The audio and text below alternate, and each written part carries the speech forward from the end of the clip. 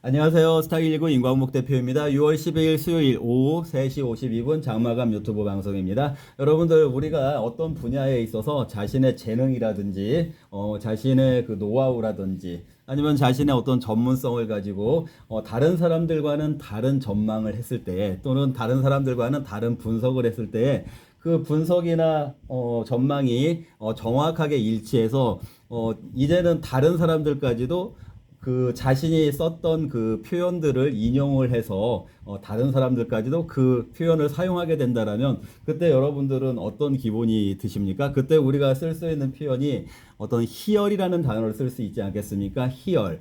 저는 오늘 그 정도의 감정, 희열에 좀 가까운 그런 감정을 느끼는 하루였습니다. 제가 그 뒷북시황에 대해서 굉장히 그 비평적인 그런 시각에서 자주 말씀을 드리는데요. 역시 오늘도 그 뒷북시황이라든지 뉴스라든지 또는 유튜브라든지 이런 데들에서 최근에 뭐 항상 엔비디아 얘기가 많이 나왔겠지만 적어도 오늘만큼은 엔비디아가 아닌 애플 얘기들로 도배가 되지 않았을까 싶습니다. 애플이 차트 한번 보실까요? 애플 주가가 어제 이렇게 사상 최고가라고 하면 2021년도 사상 최고가를 힘이 있게 돌파를 했고요. 또 사상 처음으로 주당 200달러도 돌파를 했고요. 또 이제 아울러서 시가총액 2위 자리도 탈환을 했고요. 자, 애플이 이런 모습을 보였기 때문에 온통 오늘은 여기저기에서 애플 얘기들을 많이 했을 것입니다. 자, 그런데 왜 제가 희열을 느끼냐고요? 여러분들 어제 시황, 장마감 시황 보시지 않으셨습니까? 어제 안 보신 분들은 보시고요. 저는 어제 분명히 장마감 시황에서 이 자료를 가지고 말씀을 드렸었죠.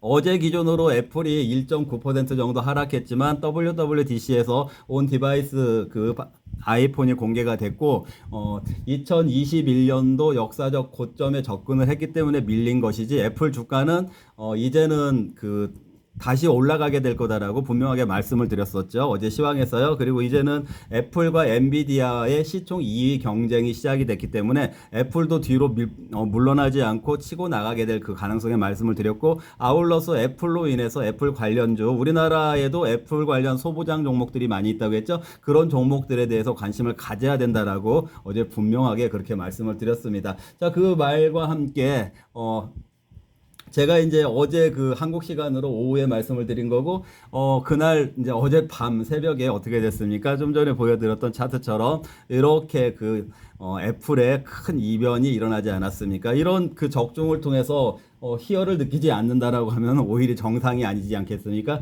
저는 굉장히 오늘 그래도 제가 시장에 대해서 애플에 대해서 그런 전망을 할 수 있었다라는 거에 대해서 굉장히 자존감이 생기고요. 기분도 업이 되는 그런 오늘 그 시간을 보내고 있습니다. 자, 여러분들 뭐 이제 지나간 얘기는 지나간 얘기고요. 이제 앞으로 또 어떻게 되는지를 얘기를 해봐야 되겠는데요. 자, 그 증시에서요, 여러분들 이 명제에 대해서 여러분들은 어떻게 생각하십니까? 제가 이 명제를 한번 적어봤는데요. 미국 증시가 오른다고 한국 증시가 반드시 오르진 않아도 한국 증시가 오르려면 미국 증시가 올라야 한다. 이게 무슨 말씀인지 아시죠? 미국이 뭐 이 신고가를 경신하고 있다고 해서 한국이 똑같이 신고가를 경신하가는 건 아니지만 혹여 미국 증시가 잘못되면 한국 증시는 혼자서 올라갈 수가 없죠. 혹여 미국 증시가 잘못된다고 하더라도 한국 증시가 올라갈 수 있는 방법은 딱 두 가지가 있긴 있어요. 저번에도 한번 말씀드렸지만 예를 들어서 북한과의 통일에 준하는 어떤 그런 그 이벤트가 인시던트가 발생을 한다라면은 그런 이벤트 또는 인시던트가 발생을 한다라고 하면은 이제 미국이 혹여 하락을 한다고 해도 한국 증시가 독자적으로 상승할 수가 있겠죠. 이건 이제 지정학적 리스크가 해소가 되는 거니까 지정학적 리스크 해소. 이게 한국 증시의 저평가 요인이니까. 그리고 또 하나는 뭐라고 했습니까? 만약에 이번에 얼마 전에 이슈가 됐던 것처럼 석유 또는 히토류 같은 자원이 존재한다라고 하는 것이 확인된다, 확실하게 확인된다라고 하면은 이런 상황이 된다라고 하면 한국 증시가 미국 증시가 올라가지 않더라도 한국 증시가 독자적으로 올라갈 수가 있습니다. 그러나 지금 현재 상황에서 이 두 가지를 기대할 수가 있습니까? 단기적으로요. 밑에 있는 것은 뭐 내년에 그 제8광고 확인해 봐야 될 사항이고, 아직까지는 지금 북한에서 지금 강대강으로 대치하고 있는 상황이기 때문에 지금 당장에는 지정학적 이 리스크가 해소될 가능성도 거의 없다고 봐야 되겠죠. 자, 그렇다면은 역시 좀 전에 말씀드렸던 이 미국 증시가 오른다고 한국 증시가 오르는 건 아니지만, 한국 증시가 오르려면 미국 증시가 올라야 한다라는 이 명제는 역시 명제라는 거는 참인지 거짓인지가 구분할 수 있는 걸 명제라고 한다고 할 때 이건 참이 아닐까, 저는 이게 올바른 명제다라고, 참인 명제다라고 생각을 합니다. 자, 그러면 여기서 잠깐 우리가 지금 생각을 해봐야 될 것 같은데요. 미국 증시가 지금 어쨌든 사상 최고치를 경신을 해나가고 있잖아요. 경신을 해나가고 있는데 지금 중국 증시가 이제 이번 달 들어서 중국 증시가 상해 지수가 3,100이 좀 무너진 상태에서 지금 3,000선 그 초반 3,030 이 정도에서 머물고 있는 상황이기 때문에 그 중국 증시가 같이 미국 증시하고 같이 강하게 나가준다라고 하면은 한국은 미국의 동조화가 되든 중국의 동조화가 되든 상승할 수밖에 없는 여건이겠지만, 미국이 올라도 중국이 못 올라가고 있으니까 한국은 둘 중에 하나의 어느 쪽에 동조화가 될지를 선택을 해야 될 부분이겠지만, 제가 이 그림에서 미국에 좀 더 가깝게 이렇게 표시를 해놨지 않습니까? 자, 그래도 둘 중에 하나를 선택해야 하라고 한다면 한국은 미국 증시에 더 연동이 크다, 이렇게 선택을 해야 될 것 같고요. 그렇기 때문에 미국 증시가 지금 최고치를 경신해 가는 거는 한국 증시의 우호적인 상황이다. 중국이 지금 좀 그 약세 흐름을 보여주고 있지만 그래도 미국이 강하게 가는 쪽에 더 한국이 영향을 받을 수가 있다라는 의미에서 제가 이렇게 좀 가깝게 해놨고요. 산업 구조적으로도 봤을 때도 중국 쪽으로도 우리나라가 지금 뭐 경제 의존도가 수출 의존도가 높기는 하지만 일단은 한국 입장에서 봤을 때 중국을 대체할 수 있는 곳이 인도라든지 베트남이 있지 않습니까? 그렇죠? 그런데 이제 미국 같은 경우에는 오히려 또 미국은 중국의 그 소부장 같은 거를 요즘에 기피하고 있기 때문에 중국의 소부장을 기피하는 미국에 있어서는 한국의 소부장이 좀 수혜를 입을 수 있는 이런 여건들이 조성이 되지 않습니까? 그러니까 미국이 지금 좋고 중국이 좀 안 좋고 이런 상황이라고 하더라도 한국은 미국 쪽으로부터 있어야 되고 또 미국에 더 연동하는 그런 흐름이 예상이 된다. 지금 현재 시점에서 보는 증시는 그렇게 전망이 된다. 이 부분을 제가 다시 한번 이렇게 입장을 말씀을 드리는 것입니다. 자, 그러면 좀 전에 말씀드렸던 것처럼 일단 한국 증시가 오르려면 미국 증시가 올라야 된다. 그러면 지금 이제 한국 증시가 앞으로 오를 여건이 됐냐 안 됐냐, 이거에 대해서는 미국 증시가 계속 올라갈 수 있겠냐 없겠냐, 이거하고 이제 같은 맥락으로 봐야 된다라는 것을 여러분들이 이해를 하실 수가 있겠죠. 자, 그런데 이제 여기서 제가 다시 한번 분명하게 말씀을 드릴게요. 제가 4월부터 4월, 5월에는 조정 관점을 계속 말씀드렸었죠. 조정 관점, 그때 6주에서 8주 정도의 조정 관점을 말씀을 드렸었고, 자, 이게 지금 그런데 이제 일단은 한국 같은 경우에는 코스피 2550선까지도 갔다 왔습니다. 한번 저번에 갔다 왔잖아요. 갔다 왔기 때문에 일단은 가격 조정도 완성이 됐다라고, 저번에 갭도 메가워졌기 때문에 가격 조정이 완성이 됐다라고 볼 수 있다라고 있는 것인데, 미국은 사실은 그렇지 않았죠. 미국은 가격 조정이 굉장히 미세하게 조정이라면 조정이라고 볼 수도 있지만 10% 이상 이런 조정이 나오지 않았기 때문에 가격 조정은 좀 완성이 된 것 같아 보이지 않지만, 미국은 가격 조정보다는 기간 조정을 거쳤다. 그런데 이제 제가 그러면 이 미국 증시를 가격 조정을 더 받아야 되는 관점으로 봐야 되냐, 그 조정을 더 기다려야 되냐 이런 맥락에 있어서는 조정을 더 기다려야 된다라고 그렇게 제가 그 4월달, 5월달 이렇게 계속 말씀을 드리지 않았습니까? 그랬다가 제가 지난주부터 뷰를 확 바꿔버렸죠. 이제 미국 증시는 기간 조정으로 이제 끝난 것으로 본다. 그러니까 가격 조정이 없을 것으로 본다. 이렇게 뷰를 전환을 했다라는 거 여러분들 그 왜 그런지에 대해서도 다 그 지난 방송에서 설명을 드렸으니까 여러분들이 그 이제 중간에 그 안 보시고 갑자기 나타나신 분들은 지난번에는 뭐 미국 조정 그렇게 얘기했던 것 같은데 왜 또 미국 증시를 상승 쪽으로 보고 있지? 이렇게 오해하시는 분들이 계실까 봐서 다시 말씀을 드리는데요. 제가 이제 그 지난주부터 미국은 기간 조정으로 조정이 마무리가 된 것으로 본다라고 이렇게 뷰를 조금 이렇게 낙관적인 걸로 그게 이제 유럽 22의 금리 인하를 기준으로 해가지고 그렇게 바뀌었다라고 제가 분명하게 말씀드린 내용이 있으니까요. 그 내용 관련된 지난주에 올라왔던 업로드 됐던 영상들을 안 보신 분들은 꼭 보시기 바라고요. 자, 그리고 이제 그리고 이제 또 중간에 제가 또 현금 비중에 대해서 이제 말씀을 드린 적이 있었어요. 현금 비중이요. 그럼 그때 이제 그러면은 지난번에 뭐 코스피가 현금 비중 가지고 있는 거를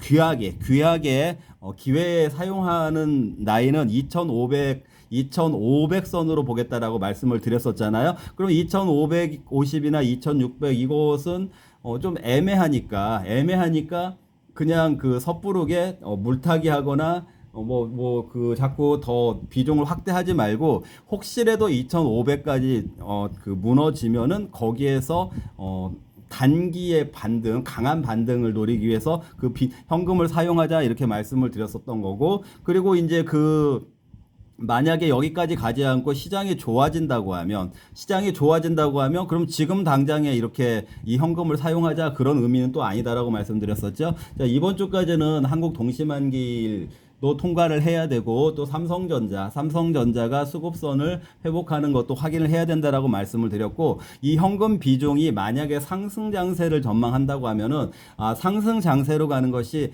확연하게 그런 분위기가 무드가 형성이 됐을 때에 그렇게 형성이 되다 보면은 선발 종목과 후발 종목들이 구분이 되거든요. 그럼 선발 종목들은 어차피 흘려 보내야 되는 종목들이니까 후발 종목들 중에서 안전하게 이 현금 비중을 사용하면 된다. 이런 전략 전술로 가져가겠다라고 저는 계속 말씀을 드렸던 부분이니까 여러분들이 저의 의미를 좀 정확하게 이해를 하시고 시황을 들으셨으면 좋겠습니다. 그래서 지금 이제 오늘부터 또 이제 무슨 어떤 돌발 변수가 발생한다라면은 뷰가 변화가 될 수도 있겠지만 어쨌든 지난주부터는 제가 미국 증시는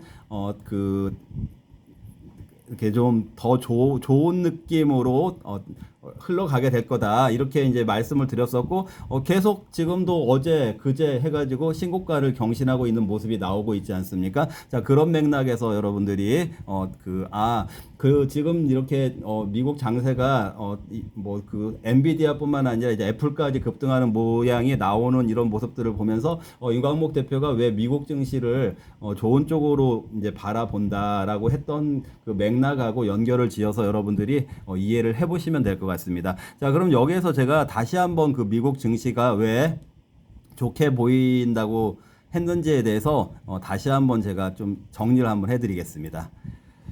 자, 여기서 출발하면서 정리를 해드릴게요. 일단은 지금 좀 전에 말씀드렸던 것처럼 기간 조정 마무리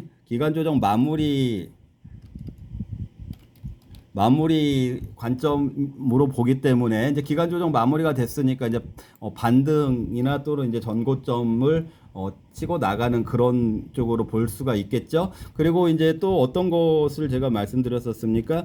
ECB하고 그 다음에 G7 국가들 금리 인하 한다고 했잖아요. 금리 인하 단행이 시작됐잖아요. 그래서 이제 이런 금리 인하 이 부분이 미국의 금리 인하 미국의 금리 인하를 현실화시키는 쪽으로 이 요소들이 작용한다. 왜냐면은 같은 선진국 라인에서 그게 좀 그 괴리가 발생하는 것은 쉽지가 않거든요. 그래서 ECB나 그 G7 쪽에서 금리 인하를 했다라는 거는 미국도 어떤 정책 사이클의 유사성으로 인해서 금리 인하가 임박했다로 저는 그렇게 본다라고 말씀을 드렸었죠. 자, 그리고 또 제가 어떤 걸 근거로 해서 미국 증시를 좋게 본다고 했었었죠? 저번에 그 JP 모건요. JP 모건에서 그 PER 21 가지고 JP 모건에서 그 미국 고평가에 대한 그 보고서가 있었는데 저는 그 JPM의 PER 그 21 이 부분을 오히려 역설적으로 해석을 한다라고 말씀드렸죠. 역설적으로 하기 때문에 생각보다는 이 PER이 21 아주 높은 건 아니구나. 엔비디아가 뭐 PER이 70 정도 되는데 그런 거 몇 개 종목들의 PER을 감안하면 미국 전반에 PER이 높은 건 아니구나. 이런 근거를 제시를 해드렸었고요. 또 이제 아울러서 제가 다우 여러분들 지금 들으시면은 그 맥락이 다 기억이 나실 거예요. 다우 운송지수를 비롯해서 그 제가 뭐라고 말씀드렸었죠? 선조정 받은 종목들이 많이 있다. 미국에도 선조정 받은 종목들이 대부분 많이 있기 때문에 밸류에이션이 그 일부 그 기술주들을 제외하고는 밸류에이션 부담이 크지 않다. 이런 맥락을 또 말씀을 드렸었습니다. 그리고 이제 또 어떤 맥락에서 그 제가 또 그 말씀을 드렸었습니까? 그 이런 말씀도 드렸죠. 엔비디아와 애플. 제가 모두에 이제 말씀드렸던 건데 엔비디아와 애플의 시총 2위 경제. 그렇죠? 엔비디아와 애플의 시총 2위 경제. 자, 지난번에 MS하고 애플이 시총 1위 경쟁을 할 때는 그때는 애플이 그냥 주가가 하락을 해버렸어요. 하락을 해버렸기 때문에 그 경쟁이 치열하지 않았지만 지금은 애플이 주가가 하락하지 않을 거라고 말씀드렸죠. 그러면은 앞으로 엔비디아와 애플의 시총 경쟁은 그 주가가 올라가는 방향에서 경쟁을 할 거다. 그러면 애플도 주가가 올라가는 방향, 엔비디아도 뭐 이번에 그 액면 분할 이런 것들로 인해서 주가가 어느 정도 지탱이 되는 그런 구도에서 시총 경쟁을 한다라면은 전반적인 파이가 커지는 형태로 움직이기 때문에 미국 증시가 상승 쪽으로 갈 가능성이 높다. 이런 관점을 제가 제시를 해드린 것이죠. 그리고 이제 아울러서 그 AI 데이터 센터 인프라가 그 아직도 초기 단계다. 그렇기 때문에 이 AI 그 데이터 센터라든지 AI 관련된 이런 그 이슈가 계속 진행형에 있다. 이런 논리들을 제가 말씀을 드리면서 이런 것들에 근거를 해서 미국 증시는 앞으로 계속해서 그리고 제일 중요한 거가 이제 금리 인하라는 큰 이벤트가 있으니까 미국 증시를 그 하반기까지는 또 당분간 이게 상승하는 쪽으로 저는 바라보겠다. 이렇게 말씀을 드렸던 것이죠. 여러분들 여기까지 다 들어보셨던 기억나시죠? 이 맥락들을 이해를 하시고 이 흐름들을 잘 따라오시면은 이런 이유로 인해서 미국 증시가 상승 쪽으로 본다고 한 거였구나. 다시 한번 이렇게 리뷰 또는 리마인드가 되시길 바라고요. 그리고 이제 혹시라도 이걸 보시면서 나는 미국 주식 안 하는데 왜 미국 증시 얘기만 해주지? 이렇게 생각을 하시는 분들은 정말 바보죠. 자, 왜냐면은 아까도 말씀드렸지만 미국 증시의 상승 없이 한국 증시는 올라가기가 어렵다. 그리고 또 하나는 이 미국 증시가 기본적으로 이런 흐름을 가져줘야만 한국 증시에서 먹거리가 생긴다. 이런 맥락이다라고 제가 분명하게 말씀을 드렸습니다. 자, 오늘 같은 경우에도요, 이렇게 애플이 이런 그 사상 최고치가 나오고 이런 급등하는 장세가 나오니까 당장에 한국 증시에서 뭐 LG 이노텍 같은 기판 같은 거 이런 거 그 애플 폰에다가 그 해주잖아요. 또 카메라 이런 거 그 부품 같은 거를 직접적으로 연관이 있는 종목 중에 대장주인 LG 이노텍이 뭐 10% 이상, 10%대 이상, 뭐 한 15%까지도 장중에 급등했을 거예요. 그런 급등이 나오지 않았습니까? 그런 식으로 여러분들 잘 생각을 해보세요. 최근 상반기에 엔비디아 때문에 한국의 수혜분 종목들이 굉장히 많잖아요. 그렇죠? 엔비디아 때문에 뭐 하이닉스, 한미반도체, 뭐 굉장히 그 중간중간 뭐 다시 이렇게 올랐다가 조정받고 있는 종목들도 많지만 어쨌든 그 엔비디아로 인해서 또는 AI로 인해서 소부장 쪽에서도 시세 플레이가 형성이 됐던 종목들이 굉장히 많잖아요. 그걸 생각해 보시면 어떤 걸 짐작하실 수가 있겠습니까? 애플이 이렇게 역사적인 그 고점에서 다시 치고 나가는 새로운 역사를 그린다라고 하면은 애플 관련 수혜주들이 한국 증시에서도요, 애플 관련 수혜주들이 먹거리가 생길 수 있겠구나, 이렇게는 여러분들이 짐작하시는 것이 그렇게 어려운 일은 아닐 것이다라고 저는 그렇게 생각을 합니다. 자, 뭐 비슷한 맥락인데요. 매그니피센트 세븐이라는 말 저번에도 제가 스페셜 방송에서 정리를 한번 해드렸는데, 그 매그니피센트 세븐에 대해서 한번 제가 이제 그 구도를 다시 한번 정리를 해드리도록 하겠습니다. 매그니피센트 세븐. 자, 이게 더할 나위 없이 좋은 미국의 주식 7개라는 그런 의미인데, 이걸 정리를 해드리는 이유는요, 이 구도를 잘 알면은 이 구도상에서 한국 증시의 먹거리들이 생길 거다.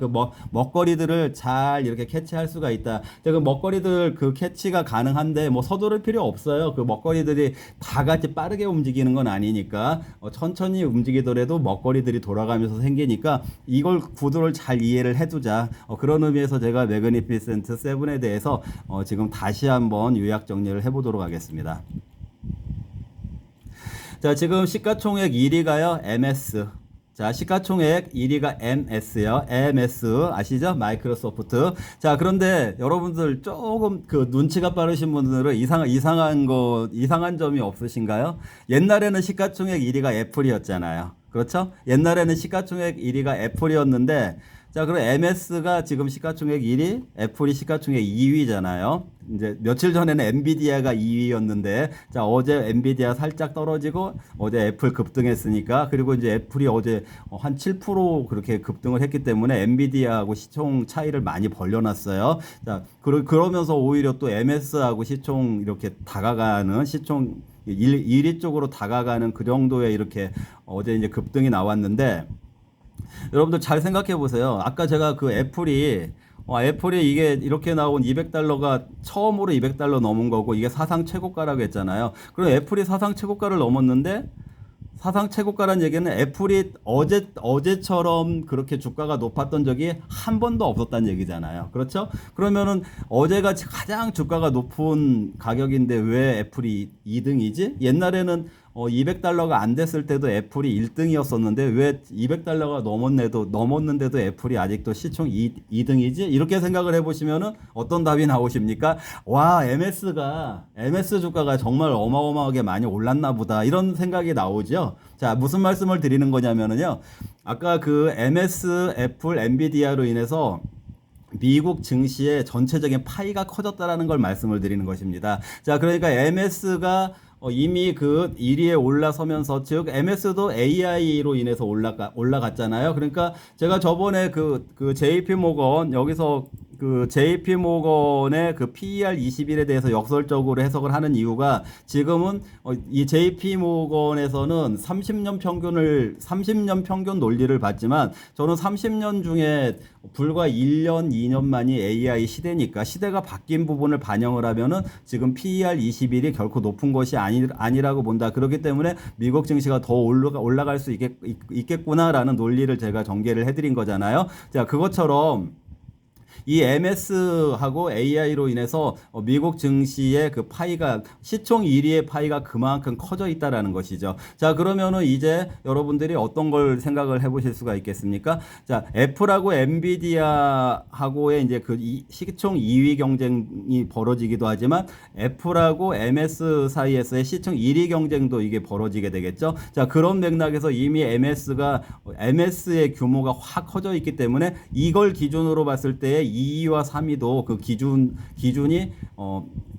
기준이 그 어떤 비례성에 의해서 시총 2위의 규모, 시총 3위의 규모가 MS 기준으로 봤을 때 그 시총 용인이 되는 시총 2위, 시총 3위의 그 규모가 그만큼 팽창이 될 수 있다. 이 부분을 말씀을 드리는 거니까 미국 증시의 그 팽창성에 대해서 예전보다 더 용인이 가능하다. 또 그만큼 그 실적들이 좋게 나오고 있으니까. 왜냐하면 실적이 없이 또 그렇게 된다라고 하면은 그냥 그야말로 거품으로만 인식할 수가 있겠지만 어느 정도 실적이 받쳐주고 있으니까 그 미국 증시 기술주들의 팽창성이 어느 정도 용인이 된다 이렇게 말씀을 드리는 것이고요. 자, 그러다 보니까 이 삼각구도에서 앞으로도 이게 그 경쟁 구도, 이 삼각형의 경쟁 구도가 유지가 된다라면은 그 과정에서 먹거리들이 발생하게 되겠구나 이렇게 생각을 하시면 되고요. 자, 그리고 최근까지만 하더라도 이 매그니피센트 세븐 중에서 애플하고 테슬라가 AI가 좀 그 약했었죠. 자, 그런데 지금 여러분들 그러다 보니까 차라리 이 애플하고 테슬라를 빼고 매그니피센트 7을 매그니피센트 5라고 해야 되지 않냐 이런 그 주장을 하는 쪽도 있었어요. 자, 그런데 어떻게 완성이 됐습니까? 이번에요. 이 애플도 결국에 온 디바이스 AI를 탑재를 한 거잖아요. 아이폰에다가요. 그 아이폰에다가 탑재를 했고, 아이고 이거 왜 이러지? 자, 탑재를 했고, 자, 그리고 이제 테슬라 같은 경우에는 그 XAI라고 해서요. 얘네가 그 트위터를 인수하면서 회사 이름을 X로 바꿨잖아요. 그래서 테슬라에서 만든 XAI라고 하는 자체 AI가 있어요. 자, 이렇게 XAI 해가지고 결국에는 이 5개뿐만 아니라 애플하고 테슬라까지 모두 그 AI 생태계로 다 들어왔다라는 거를 여러분들이 아실 수가 있겠죠. 그래서 이제 AI 생태계로 모두 들어왔다. 이거를 이해를 하셔야 되고, 자, 첫 번째 이 삼각 경쟁 구도를 이해하셔야 되고, 두 번째 매그니피센트 7이 모두 AI 생태계로 들어왔다. 이렇게 이해를 하셔야 되고, 당장에 오늘 테슬라의 일론 머스크가 자기네 이 엑스폰이라는 얘기를 했잖아요. 엑스폰 해가지고 엑스폰이 자기들의 그 자기들의 AI를 가지고 탑재한 삼성전자하고 제휴해서 엑스폰을 만들지 못하라는 법이 없다 이런 말을 했어요. 우리 장중에요. 그래서 여러분들 장중에 삼성전자가 오전까지만 해도 막 그냥 보합권에 있다가 장 후반에 갑자기 한 2% 정도 막 이렇게 올라가고 그랬잖아요. 그 이유가 그 일론 머스크 말 때문에 일론 머스크가 아까 그 과거에 트위터를 X라고 한다고 했죠? 거기다가 트위터에다가 글을 올렸어요. 엑스폰이라는 그 자기들 AI를 탑재한 그 엑스폰을 만들지 말라는 법이 없다. 근데 그거를 삼성전자하고 같이 할 수 있다. 이런 얘기를 던졌어요. 왜냐면은, 이 애플이 일론 머스크가 적대시하고 있는 오픈 AI의 그 챗 GPT 쪽 AI를 온 디바이스에 탑재를 했으니까 어제도 그거에 대해서 일론 머스크가 한마디 했다라고 제가 어제 장마감 시황에서도 말씀드렸잖아요. 자, 오늘은 그런 맥락에서 자기들이 자기들의 그 AI를 사용하는 엑스폰을 만들 수도 있다. 그걸 삼성전자하고 같이 만들 수 있다. 이렇게 하니까 오늘 장중에 삼성전자 주가가 갑자기 막 올라가는. 그러니까 지금 이 생태계 속에서 말 한마디만 나오더라도 한국 증시가 영향을 받고 있는 걸 여러분들이 확인을 하실 수 있었던 거잖아요. 그걸 보면은 이런 걸 잘 봐두면은 먹거리 요인이 분명히 한국 증시에 있겠구나 이렇게 짐작이 갈 수가 있겠죠. 그런 부분들을 오늘 이 테슬라를 통해서 증명이 된 부분도 있는 것이고요. 자, 그리고 또 이제 이런 것들도 한번 생각을 하셔야 돼요. 테슬라 같은 경우에 이 XAI는요, 자기들은 여기 알파벳이나 메타나 아마존 얘네들은 그 생성형 AI 갖고 이제 자체 생성형 AI를 다 개발을 한 회사들이잖아요. 그런데 지금 얘네들은 자체 칩을 만들겠다고 하죠. 자체 칩. 그런데 지금 당장에는 자체 칩이 급하니까 엔비디아 거를 쓰고 있는데 중장기적으로는 자기들은 자체 칩을 만들겠다고 하고 있는 중이죠. 그런데 테슬라는 이 XAI에다가 얘네들은 자체 칩은 개발하지 않겠다고 했어요. 그래서 엔비디아 거 그냥 쓰겠다고 했거든요. 이런 관계성을 이해를 한다라고 하면은 엔비디아가 어느 정도까지 시장에 영향력을 줄 수 있겠구나, 이런 부분들도 여러분들이 우리가 여러분들뿐만 아니라 저도 마찬가지죠. 그런 것들을 파악하면서 이 시장 흐름을 봐야 된다라는 걸 말씀을 드리는 거고요. 저 MS 같은 경우에는 지금 MS는 그 오픈 AI 그 탑재가 돼 있잖아요. 그리고 또 그 MS는 일단은 MS는 그 이제 그 핸드폰보다는 저기 일반 그 컴퓨터 쪽 윈도우 같은 거 그쪽이잖아요. 거기에 이제 그 윈도우 상태에서 그 오픈 AI 쪽 그 AI가 같이 탑재가 돼 있는 거고, 저 애플은 핸드폰이잖아요. 핸드폰에는 그 윈도우 같은 걸 사용하지 않고 애플이 자체적으로 그 가지고 있는 그 운영 체계 OS라고 하죠. 그게 iOS라고 하잖아요. iOS, 애플 iOS에 바로 그 오픈 AI AI를 탑재를 해가지고 사용하고 있다. 그러니까 MS하고 애플이 둘 다 지금 이제 챗 GPT 개발사인 오픈 AI의 그 AI를 그 디바이스에, 여기는 컴퓨터에 탑재를 하고 있는 거죠. 자, 그러니까 결국에는 오픈 AI의 영향력도 당분간 지속이 되겠죠. 그럼 오픈 AI의 무엇을 공급합니까? 뭐라고 하죠? 그 파라미터 같은 거 구축할 때 이제 거기에 들어가는 GPU라든지 반도체 칩 엔비디아. 자, 물론 이제 이 애플폰이라든지 이런 것들은 온 디바이스니까 데이터 센터나 클라우드나 뭐 그런 슈퍼컴퓨팅하고는 관계가 없고 이제 저기 핸드폰 자체에서 AI가 구동이 되는 거니까, 어제도 말씀드렸지만 저전력 반도체 같은 게 더 영향이 있겠죠. 자, 이런 관계들 보면 엔비디아가 지금 애플폰에는 공급하는 관계는 아니구나, 이런 거 짐작하실 수, 분석이 되는 부분이 있죠. 자, 테슬라는 자체 칩을 개발 안 하니까 엔비디아하고의 계속 관계가 유지가 되겠구나. 얘네들은 당분간은 유지가 되겠지만 자체 칩이 어느 정도 나온다고 하면은 인텔이나 AMD 쪽도 계속 관심을 가져야겠구나. 이런 전반적인 매그니피센트 7 그리고 AI의 생태계에 대해서 계속해서 모니터링 그리고 트레이싱 따라가면서 어떤 변화 같은 거를 계속 파악해가는 가운데서 우리 한국 증시하고의 관계성 있는 종목들이 또 계속해서 수혜를 보는 종목들이 주가 시세 플레이가 나올 테니까, 그런 먹거리들이 형성이 되는 그런 방향으로 우리 이제 하반기 장세가 이번 주에 이제 동시만기까지 보내고 나면 그런 장세 쪽으로 방향으로 가지 않을까. 이제 그런데 가장 베이스가 되는 거는 뭐 일단은 ECB하고 G7이 금리 인하를 했으니까, 이 금리 인하 추세가 시작이 됐으니까 이제 미국도 금리 인하를 하겠지, 이런 맥락이고요. 또 뭐 이제 국소적으로는 미국이 금리 인하하면은 한국도 금리 인하를 조금이라도 하겠죠. 그러면 이제 한국에서도 장기적으로 소외가 됐던 그런 업종들, 제가 어제 힌트 드렸었죠. 이제 굉장히 소외가 됐던 건설이나 철강 이런 종목들도 조금은 움직일 여지가 생기는 시장의 변화가 예상이 되는 부분도 있다. 여기까지 여러분들께 정리가 됐습니다. 제가 오늘 굉장히 많은 내용을 정리를 하다 보니까 여러분들이 다 소화를 하실 수 있을지는 모르겠지만요. 유튜브를 자주 해서 반복해서 들어보시면은 지금 제가 설명한 내용이 여러분들의 지적 자산이 되지 않겠습니까? 유튜브를 잘 활용하시기를, 잘 활용하셨으면은 저도 보람이 있겠다라는 말씀을 다시 한번 드리고요. 자, 오늘 내용이 마음에 드시면은요, 좋아요, 그 내용이 마음에 안 드시니까 좋아요 이런 거 안 눌러주시는 거죠? 그럼 뭐 제가 내용이 마음에 안 드시니까 좋아요 이런 거 안 눌러주시면은 저도 유튜브를 뭐 그만 올리는 것도 하나의 방법이 될 수 있으니까요. 여러분들 물론 지금 저하고 이렇게 종목적으로 소통하시는 분들은 많이 계세요. 근데 저는 이제 그분들은 이제 기존에 이렇게 이제 확보된 분들이고 또 유튜브를 통해서 저하고도 새로운 만남이 많이 형성되길 바라니까요. 유튜브 구독하시는 분들은 구독 반드시 눌러주시고 또 이렇게 내용이 도움이 되는 내용이다라고 하면은 좋아요도 저기 뭐라고 하죠?